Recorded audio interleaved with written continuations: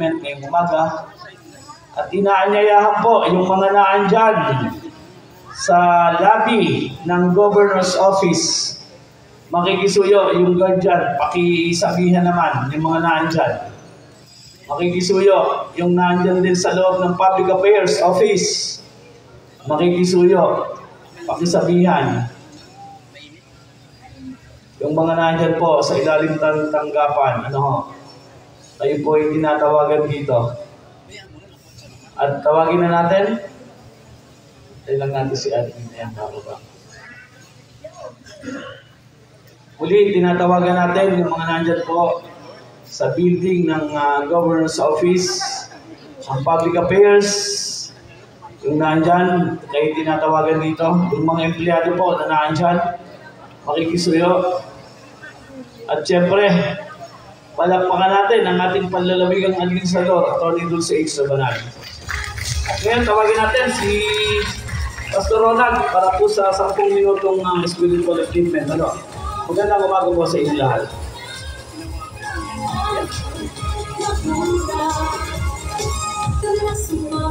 Maraming salamat, Sir Dennis. Well, magandang umaga po sa ating lahat. Isang mapagpalang umaga pagbati natin sa ating mahal na Gobernador, Gobernador Abel L. Hernandez, sa kanyang may bahay, si Gobernadora Rod Mariana Hernandez, at sa buong sangguniang panglalawigan, sa ating provincial administrator, magandang umaga po. At sa bawat isa ho sa atin, isang mapagpalang umaga, kasama po yung ating mga hepe, ang mga doktor, at ang mga empleyado ng pamahalaang panglalawigan ng Laguna. Isang mapagpalang umaga po sa ating lahat. Napakaganda ng umagang ito sapagkat ang Diyos ay kumikilos sa atin upang tayo ay magkaroon ng isang napakagandang pangunawa at higit sa lahat umayos yung ating bawat mga kaisipan. Pero sa ating panimula, manalangin po muna tayo ng sandali. Let's pray. Panginoong Diyos, marami pong salamat sa inyo sa umagang ito. Tulungan niyo kami sa pagbubulay-bulay ng inyong salita. Pangunahan niyo kami ngayong umaga. Itong dalangin namin sa pangalan ng Panginoong Jesus. Amen. Ito po yung sabi ng Bible sa Philippians chapter 4, verses 6 to 7. Sabi ng talata, "Do not be anxious about anything, but in everything by prayer and supplication with thanksgiving, let your requests be made known to God. And the peace of God, which surpasses all understanding, will guard your hearts and minds in Christ Jesus." Alam niyo ho, ang anxiety ay pwedeng maging deadly kung hindi po natin ito maihahandle ng maayos.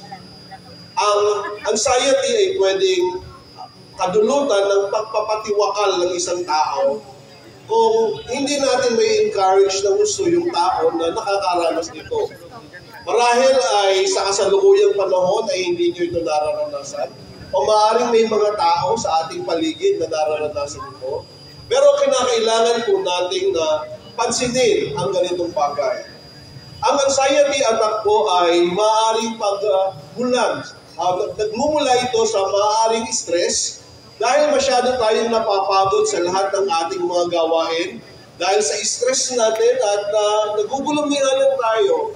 Dahil ang dami-dami natin pwedeng gawin, pero tambak-tambak ang gawain natin, kaya tayo na-stress. Pero isang magandang suggestion na i-schedule natin ang bawat ating mga ginagawa upang hindi tayo ma-stress. Noong mga nakaraang panahon, 2014, 2015, hanggang nung naandun pa yung opisina namin sa kabila, ang ginagawa ko po para hindi ako mapagod o para hindi ako ma-stress, nilalagyan ko ng schedule ang bawat mga ginagawa ko. Gumagawa ko ng kalendaryo, pinapasil ko sa aking harapan at nilalagay ko ang gawain ko mula Sunday hanggang Saturday. Sapagkat ang trabaho ko po ay mula Sunday hanggang Saturday. At iniisa-isa ko yung para hindi ako malilito. Nung aking ginagawa ang data privacy, yung napakadaming mga papeles doon, na-submit ko siya on time dahil nilagyan ko ng schedule yung bawat mga ginagawa ko. At sa aming church ay hindi po ito naging problema at hindi rin naging problema ng bawat mga tao dahil meron nga po akong scheduling. Ang bawat mga mensahe ng salita ng Panginoon na ipinapangaral ko tuwing araw ng linggo ay hindi ko naapektuhan. At lahat po sila ay nagsasabi na dahil sa napakagandang programa na ginagawa mo para sa iyong sarili, hindi ka may stress. So, dumarating talaga yung panahon ng kapaguran sa atin, na-stress tayo. Na-stress naman tayo dahil sa tambak ng trabaho at dahil doon ay dahil sa kapaguran natin, parang gusto na natin sumuko. Kahit sino maaaring makaranas nito. Kahit ako, nararanasan ko rin na mapagod. Lahat po tayo. Pero sa biyaya ng Panginoon, sa pamamagitan ng talino na ating taglay, sa pamamagitan ng pag-i-schedule natin sa lahat ng ating ginagawa, nagagawa natin mahusay ang bawat mga bagay. Wala ko tayong naiiwan na bawat mga bagay na dapat natin gagawin sapagkat in-schedule po natin ito mula Monday hanggang Friday. Monday hanggang Friday ang ating mga trabaho. So wala akong papel na maiiwan sapagkat ito ay magagampanan natin sapagkat naka-schedule yung bawat ating ginagawa. Less stress. Na-stress din ho tayo dahil sa social anxiety. Sa pagtingin ho natin sa bawat mga social media, napakaganda ng social media, hindi natin binibigyan ng pangit na pagpapaliwanag with regard sa social media. Pero kung sasabihin ho natin, maaari din naman, maaari naman makapagdulot ng stress ang bawat mga, anxiety, ang bawat mga nakikita natin sa ating social media. Kung di mo nga mag-comment lamang kayo ng sandali, saglit na comment lang, ibabash na kayo ng mga tao. Maaaring magdulot yan ng stress sa buhay natin. Maaaring magkaroon ng anxiety po tayo sa buhay po natin. Pero kinakailangan natin gawin sa buhay po natin ay mag-focus tayo sa ating sarili at huwag nating isipin ang bawat mga sinasabi ng tao. Huwag nating isipin yung bawat sinasabi nilang negatibo sa atin, basta alam natin na tama yung ginagawa natin, basta tayo ay nagtatrabaho ng maayos, wala tayong pakialam sa sasabihin ng iba, basta ginagawa mo ang pinakamainam sa buhay mo. When you are doing your best, bahala ang Diyos sa iyo. Nagkakaroon tayo ng anxiety dahil sa sleep deprivation. Nagkukulang tayo sa tulog. Kinakailangan nating masanay ang ating sarili na matulog tayo ng maayos. Huwag tayong masyadong magpakapuyat. Dahil pag napuyat tayo, pagdating ng umaga, talagang ang sakit ng ulo natin. At kinakailangan ho para maging maayos ang ating sarili, bagyan natin ang sarili ho natin ng sapat na pahinga. And then sudden changes. Sa mga pagbabagong nagaganap sa buhay natin, alalahanin ho natin na sa bawat mga bagay na maaaring mangyari sa buhay natin, pwede yung mabaliktad. Kumbaga, kung naandun ka sa taas ngayon, maaaring pumunta ka sa ilalim. Ang buhay daw ay parang gulong. Minsan ikaw ay nasa taas, minsan ikaw ay nasa ilalim. Pero kung sakasakaling gumulong ang gulong at pumunta ka sa ilalim, huwag kang mangamba sapagkat darating ang panahon itataas ka ulit. Basta tama yung ginagawa mo at hindi ka nangangamba sa buhay mo at alam mo na tama ka, darating ang panahon ay iaangat ka. Tandaan mo natin, ang utos ng sinabi ng banal na kasulatan, do not be anxious about anything. Sinabi about anything. In all things. Hindi niya sinabing some of the things. Kundi sinabi niya sa lahat ng bagay, huwag kang mangamba. Ang sabi ng isa pang bahagi sa banal na kasulatan, sabi ng 1 Peter chapter 5 verse 7, cast all your anxiety on Him because He cares for you. Ang Panginoong Diyos, nagmamalasakit sa atin, hindi niya tayo kailangang pababayaan. Totoo na tumataas ang lahat ng bilihin. Pero kung isipin natin ang lahat ng pagtaas ng bilihin, sasakit ang ulo natin at sabihin natin, tumataas ang bilihin, hindi naman tumataas ang sweldo mo. Yun ang sasabihin natin. Ibig kong sabihin, usually magre-reklamo tayo sa mga bagay na nakikita natin na talagang nangyayari naman talaga. Pero huwag nating intindihin ang lahat ng mga bagay na nangyayari sa paligid natin. Mag-focus lamang tayo sa ginagawa natin. Because habang nagpo-focus tayo sa ginagawa natin na tama, iaangat din tayo pagdating nag-ikot ng gulong. Tandaan natin ito ay karanasan ko na rin at maaaring karanasan nyo na rin. Sa katotohanan ho, may mga pagkakataon na maaari kayong mawala, pero hahanap-hanapin kayo ng tao at ibabalik kayo dun sa posisyon na nasa inyo dati at itataas pa kayo. Tandaan nyo, ako rin nawala dito. Pero dumating yung panahon, hindi naman ako nagsasabi, ibalik nyo, kundi nagsisikap sila na ipabalikin ako dito. Dahil sa mabuting ang ginagawa. Tandaan mo natin ito ay karanasan na rin, na kapag maayos ang ginagawa natin, hahanap-hanapin tayo ng tao. Ang buhay ho natin ay pangsamantala lamang. Ang trabaho natin pangsamantala lang din. Pero kapag ka maayos ka at maayos ang ginagawa mo, hahanap-hanapin ka ng tao at ibabalik ka. Tandaan mo natin yan, huwag tayong mangamba kung tayo mawawalan. Tandaan mo natin, pagka nawalan tayo, meron nagkakaroon tayo. Huwag tayong matakot kapag ka nagsasara yung pinto. Sapagkat kapag ka nagsara yung pinto, may pinto namang bubukas ulit para sa atin na mas magandang opportunity para sa iyo. Kaya nga, ang sabi ng banal na kasulatan, do not be anxious about anything, but in everything by prayer and supplication with thanksgiving, let your request be made known to God. Ang dapat lamang natin gawin, mag-pray tayo. Ilapit natin ang ating pong mga sarili sa Panginoon sa Panginoon prayer. At higit sa lahat, lagi tayong magpasalamat. Huwag tayong laging nagre-reklamo. Totoo ho na maraming pwede tayong ireklamo sa buhay na ito, traffic, sweldo, pero sa biyaya ng Panginoon, tumataas naman ho kahit na usually iniisip natin hindi, pero tumataas naman talaga. At ito ho ay katotohanan. Tumataas talaga yung sweldo natin. Totoo yan. At sa biyaya ng Panginoon, huwag mong isipin na kulang ka dahil ikaw ang may dahilan kung bakit nagkukulang ka. Ibig sabihin, kapag ka hindi sapat, ikaw ang may dahilan yan. Ang lakas mo kasi gumastos. Excuse me po. Wala tayong pinapatamaan. Pero usually, ang lakas natin gumastos kaya kulang. Pero kung ating babudgetin lamang ang mga perang dumadating sa buhay natin, kasya naman. Kaya hindi ho tayo dapat magreklamo, kundi dapat tayo magpasalamat sa bawat mga bagay na nasa atin. Kahit na marami tayo sa bahay, pero nakakakain tayo ng sagana, hindi naman tayo namamalimos.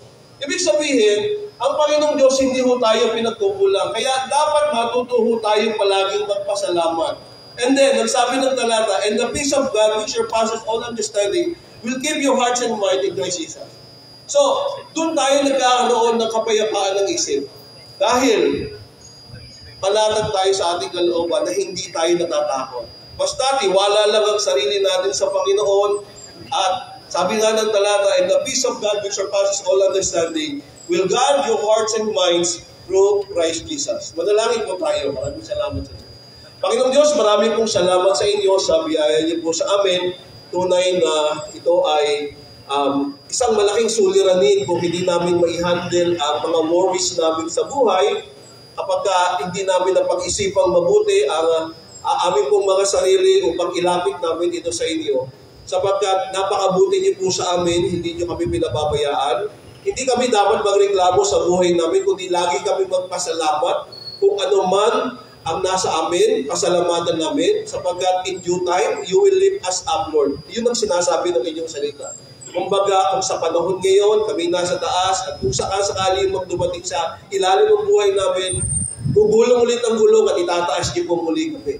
Nagtitiwala kami sa inyong Panginoon na sa biyaya niyo po, palagi niyo kaming pagpapalain at tutulungan. Panginoon, pagpalain niyo po yung aming gobernador, ang aming pong ang lahat ng nanunungkulan sa pamahalaan, ang kanyang may bahay, dalangin namin na kayo po kumilos at gumawa palagi sa kanya.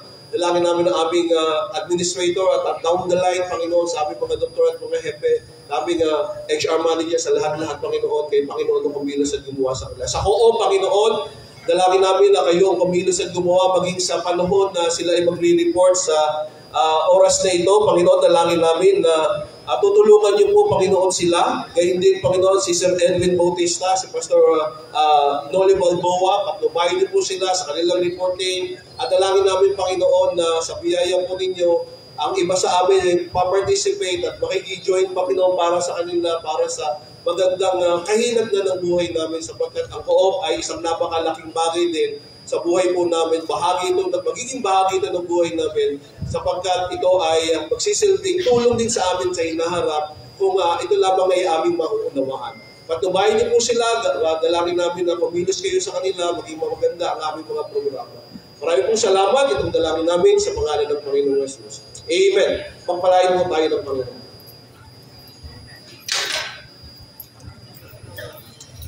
Katumba. Okay, maraming salamat. Kung kayo nakinig doon sa mensahe ni Pastor Ronald, mayroon lang ako isang magandang napulot doon. Although maganda lahat yung prayer. Yung prayer kasi, ito yung paraan ng pakikipag-usap sa Diyos nang walang padrino, walang oras, anytime, kahit saan. ito lang yung way na makausap natin ng Diyos nang hindi natin kinakailangan ng, sabi nga kasama o kanino natin padadaanin. We can talk direct to God through prayer. Kaya yun naman ay libre kahit saan, walang pinipiling lugar. At sana yung prayer natin, hindi lang pag may kailangan tayo. Dapat regular, usual na ginagawa natin, pasalamatan natin, yung ano man yung nangyari sa atin sa isang araw ng ating buhay. Well, magandang umaga po sa inyo lahat. Ang mangunguna po ngayon, in line with the celebration of Cooperative Month, ang tanggapan po ng Cooperative Development Authority ng Laguna sa pangunguna po ni Sir Edwin Bautista at kanilang mga kasama. At nais ko pong tawagin si Pastor Balboa para po sa pagpapadaloy ng programa.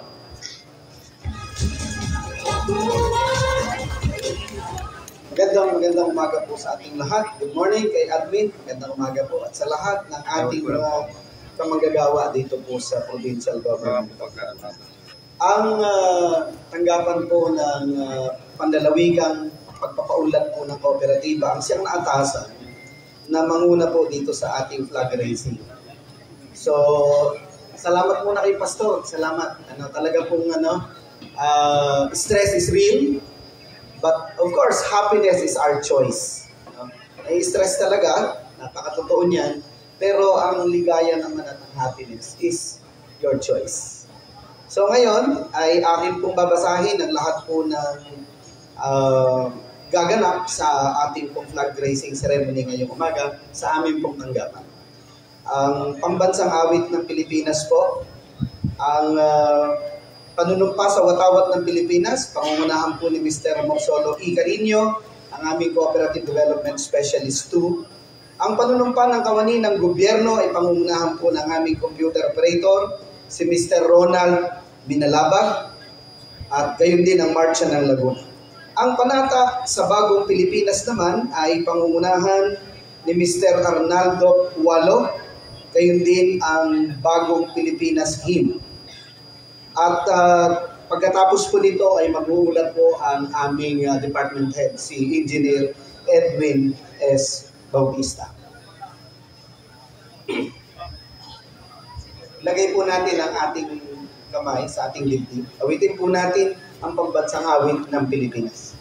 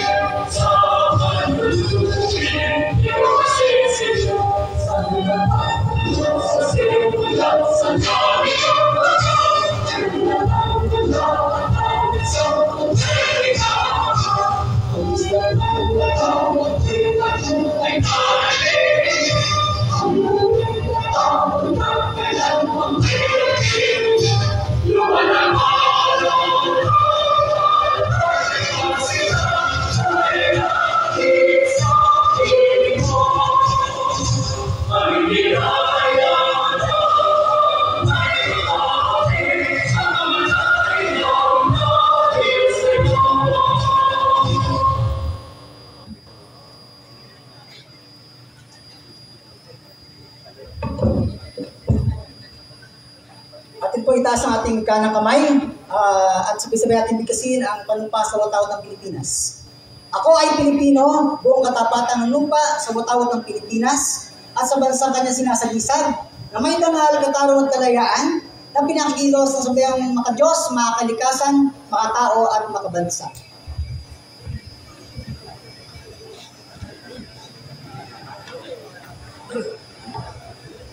Muli po nating itaas ang ating kanang kamay at sabay-sabay po nating bigkasin ang panunumpa ng kawani ng gobyerno. Ako'y kawani ng gobyerno, tungkulin ko ang maglingkod ng tapat at mahusay. Dahil dito, ako'y papasok ng maaga at magtatrabaho ng lampas sa taktang oras kung kinakailangan. Liba ko ng magalang at mabilis sa lahat ng nangangailangan. Pangangalagaan ko ang mga gamit, kasangkapan at iba pang pag-aari ng pamahalaan. pantay at makatarungan ang pakikitungo ko sa mga lumalapit sa aming tanggapan.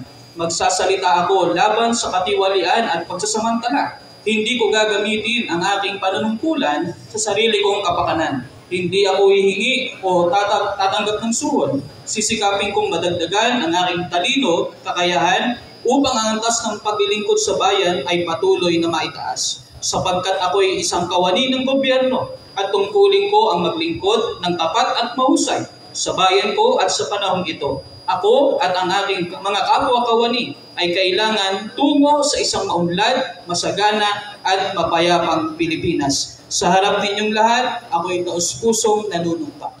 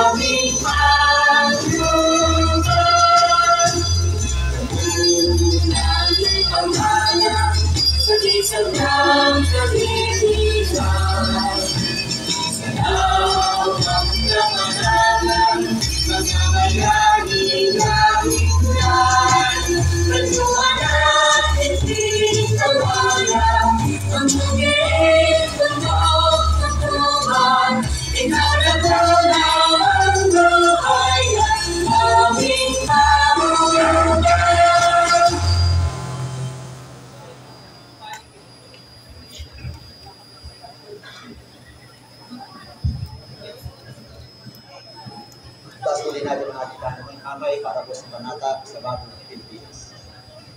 Bilang Pilipino, buong pagmamalaki kong sasabuhay ang bagong Pilipinas. Buhay sa aming dugo, ang lahing dakila, magiting at may dangal. Palaging dadalhin sa puso, isip at diwa, ang aking pagmamahal sa kultura at sa bayang sinilangan. Kaysa ng bawat mamamayan. Iaalay ko ang aking talino at kasanayan sa pagpapaunlad ng aking bayan. Taglay ang galing na naaayon sa mga pandaigdigang pamantayan. Magiging instrumento ako sa pagsulong ng kagalingan, karunungan at kapayapaan. Makikiisa at makikilaw ako sa mga adhikain ng pamahalaan dahil ang kaunlaran ay hindi lamang responsibilidad ng ilan. Isusulong at pangangalagaan ko ang karangalan, kalayaan at interes ng aking bayang minamahal. Bilang Pilipino na may pagmamahal, pakialam at malasakit. Hindi makasarili, kundi para sa mas nakakarami. Tatahakin ko ang landas tungo sa isang bagong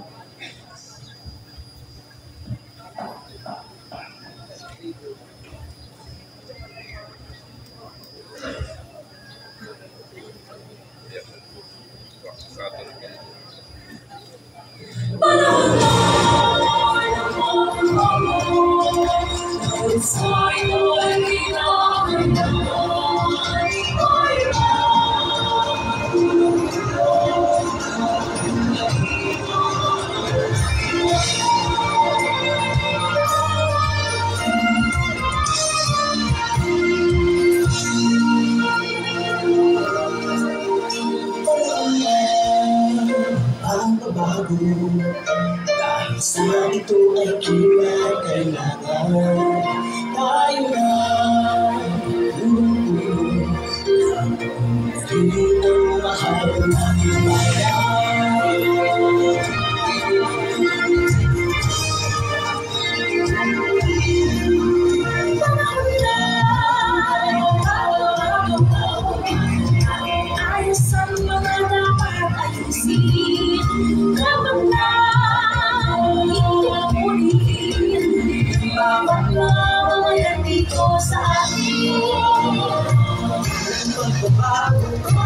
Sa pagkasenso, sigat ng mabuti Umihaw natin sa mundo at ipamalas Bagong Pilipino at bagong Pilipinas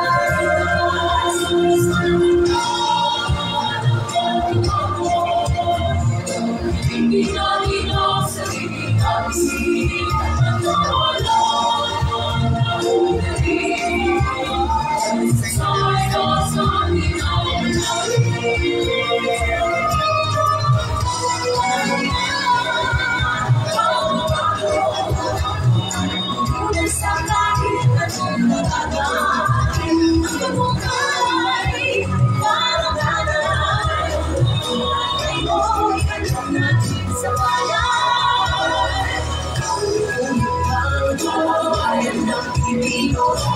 Say at taas, kagandahan ng talento Pagkalik sa dahil ng oras Bagong Pilipino, bagong Pilipinas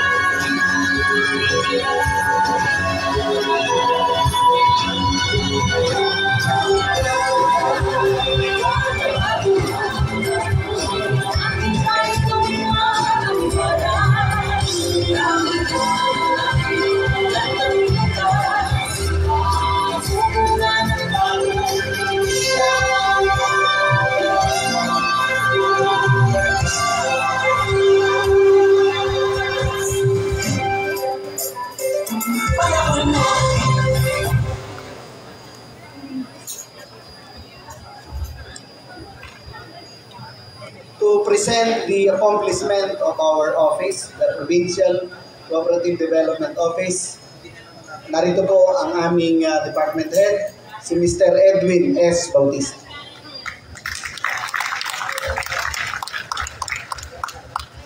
Magandang umaga po sa ating lahat, sa ating pong minamahal na gobernador, sa ating pong ginagalang na administrador, Atty. H.C. Banal, sa mga pinuno ng bawat tanggapan, at sa aking po mga kapwa kawani, muli magandang umaga po sa ating lahat.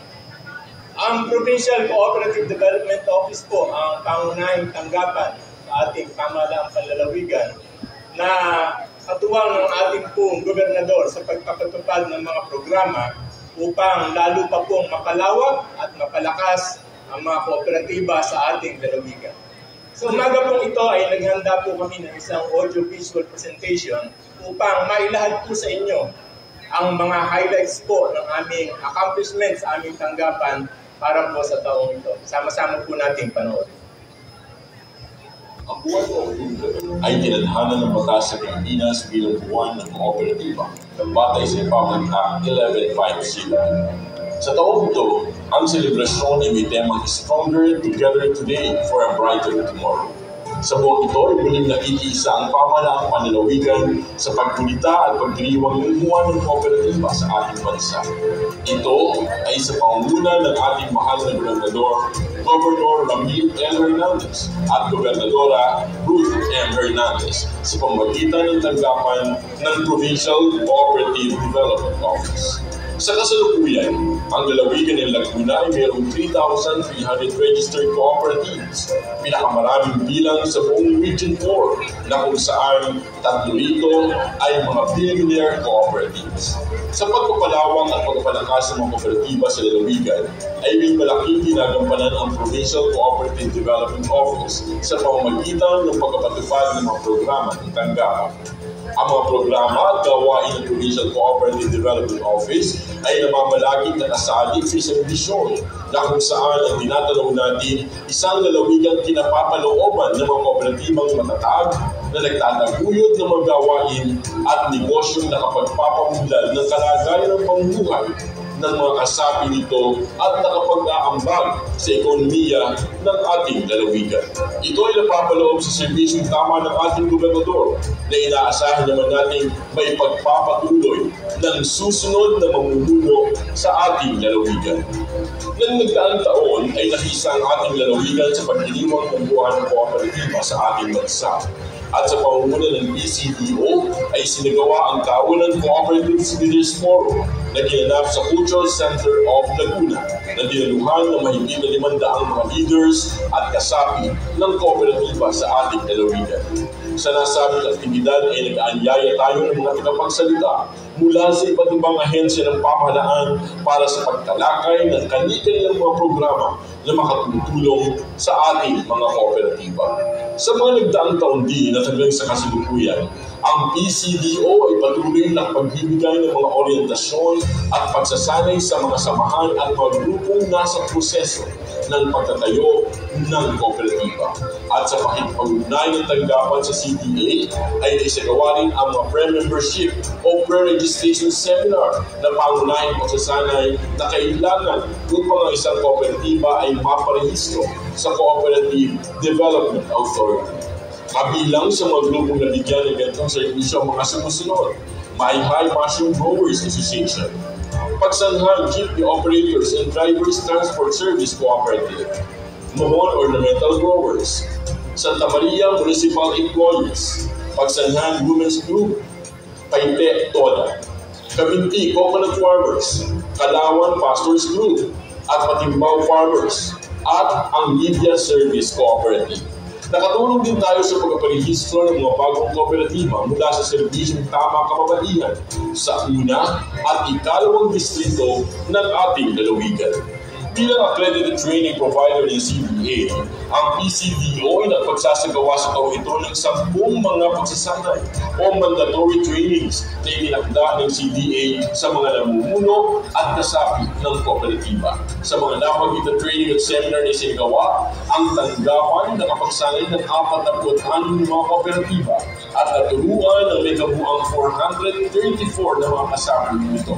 Ito ay isinagawa sa patuloy na pakikipag-ugnayan at pakikipagtulungan ng PCDO sa iba't ibang mga ahensya ng pamahalaan gaya ng Bangko Sentral ng Pilipinas, Department of Agrarian Reform, Department of Agriculture, Land Bank at Cooperative Development Authority. At upang lalo mapalakas ang kakayahan ng mga trainers o tagapagsanay, ang mga kawani ng PCDO ay lumahok sa isinagawang training of trainers na isinagawa sa Calamba City at Lucena City na pinangasiwaan ng Cooperative Development Authority. Nagsilbing host ng tanggapan sa isinagawang benchmarking activity ng mga kasamahan natin sa cooperative movement mula sa lalawigan ng Palawan. Sa larangan na naman ng pagbibigay tulong pinansyal sa ating mga kooperatiba, patuloy po natin ay patutupad ang Laguna Credit Surety Fund Program. Sa pagkakaroon po natin ng matibay na ugnayan sa Bangko Sentral ng Pilipinas, Land Bank of the Philippines at Development Bank of the Philippines, ay nabigyan po natin ng pagkakataon ang ating mga kooperatiba na makahiram ng karagdagang puhunan sa ating mga government financial institutions para sa kanilang karagdagang pamumuhunan. Tampok po sa mga kooperatibang natulungan ng programa ang mga sumusunod: Santa Cruz Kalumpang Transport Service Cooperative na napahiram ng 4 milyong piso at nakapagpatayo ng sariling gasolinahan. Rinalisa Transport Service Cooperative na nakahiram ng mahigit na 2 milyong piso na nakabili ng lupang na pagtayuan ng kanilang opisina at gayon din ng sariling gasolinahan. Milyo Municipal Employees para sa 1 milyong karagdagang kapital sa kanilang magnegosyo at 1 milyon din sa Bangka-Bangka Multipurpose Cooperative para sa kanilang fertilizer store. Paugnay pa rin ang programa nitong Laguna Credit Surety Fund Cooperative ay itinampok bilang isang modelong CSF Cooperative sa isinagawang 2nd National Credit Surety Fund Congress na ginanap sa Davao City ng nakarang Agosto ng taong ito.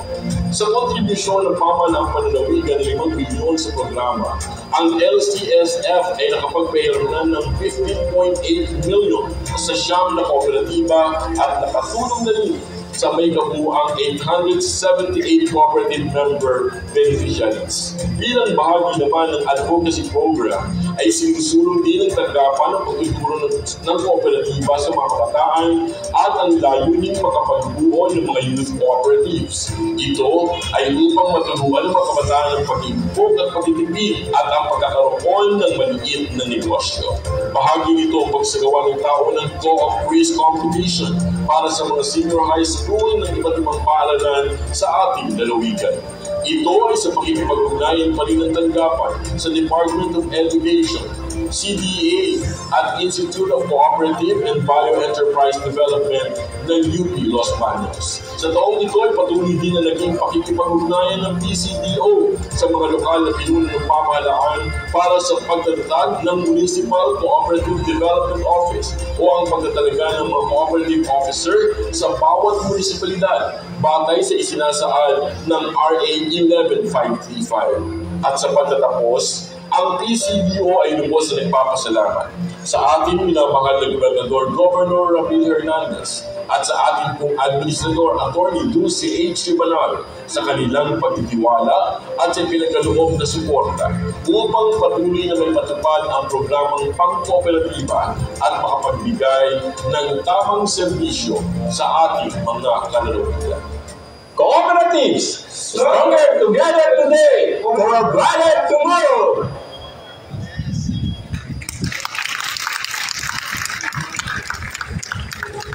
I-announce lang po namin yung aming sunod-sunod na activities ngayon pong buong linggong ito. Ang ating pong investment forum para sa cooperative po ay gaganapin po ito bukas dito po sa Cultural Center.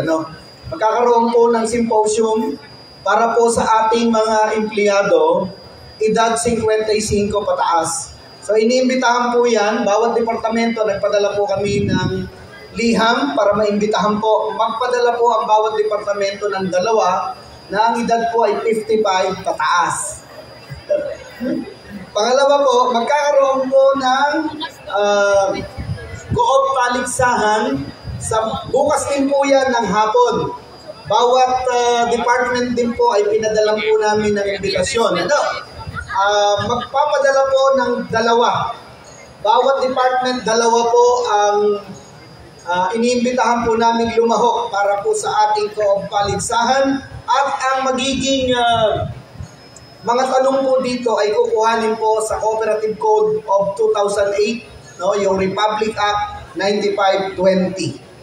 Pagkatapos po, sa Miyerkules, magkakaroon po ng Cooperative Leaders Forum. Dito rin po gaganapin sa Cultural Center. Ang aming expected participants na mga leaders ng co-op ay humigit kumulang 500 katao sa darating na Miyerkules.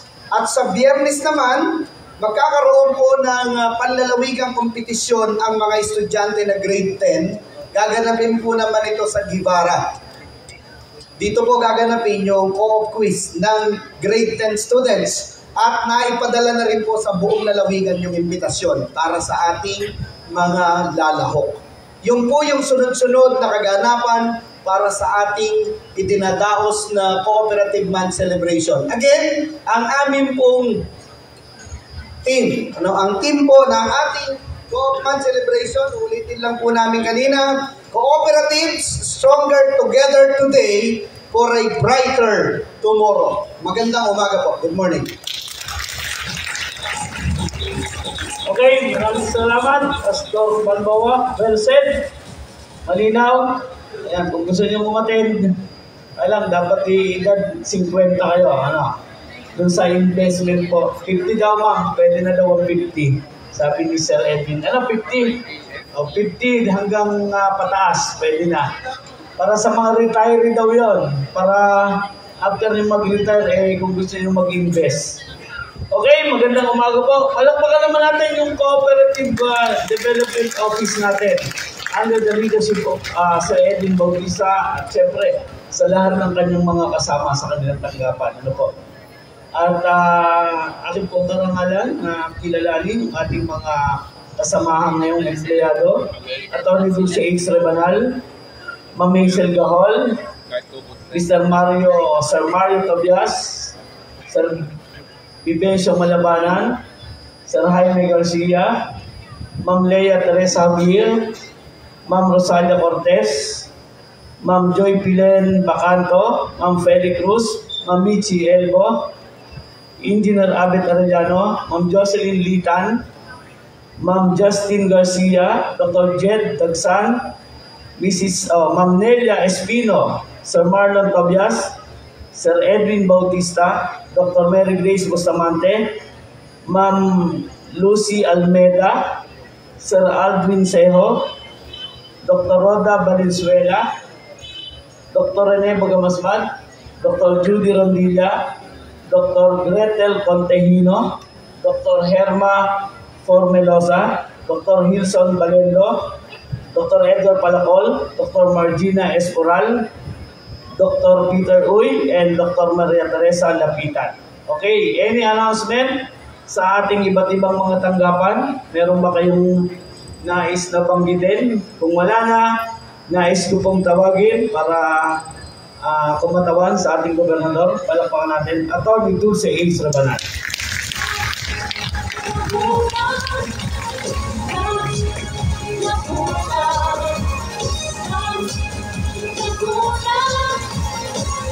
Hello, magandang umaga.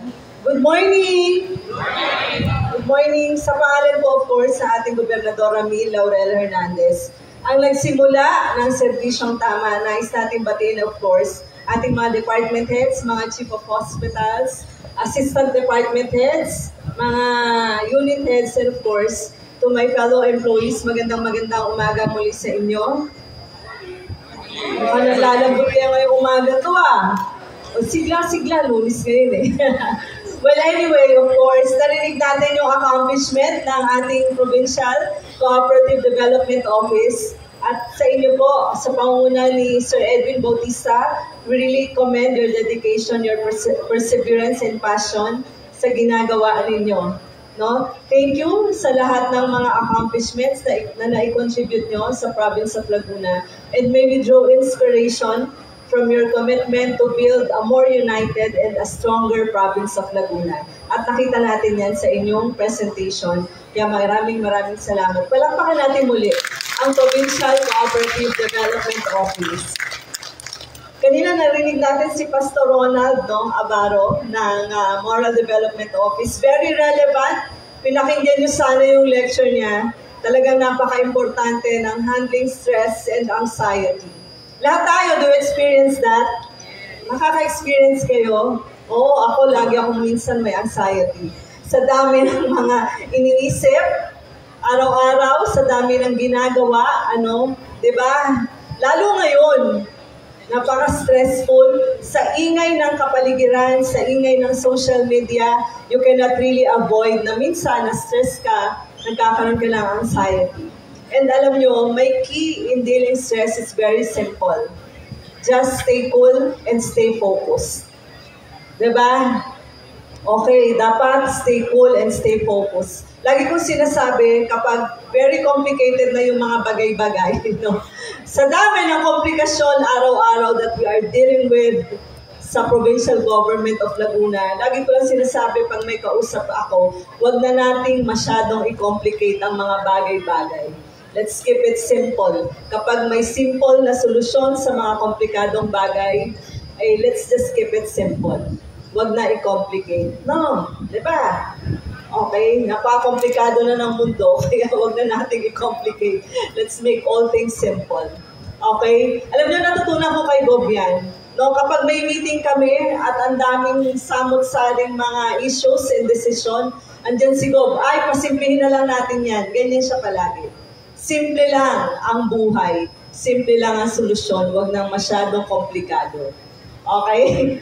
So yan. Okay. So sa inyong lahat, again, good morning and let's make this week productive and meaningful. Thank you. Magandang umaga.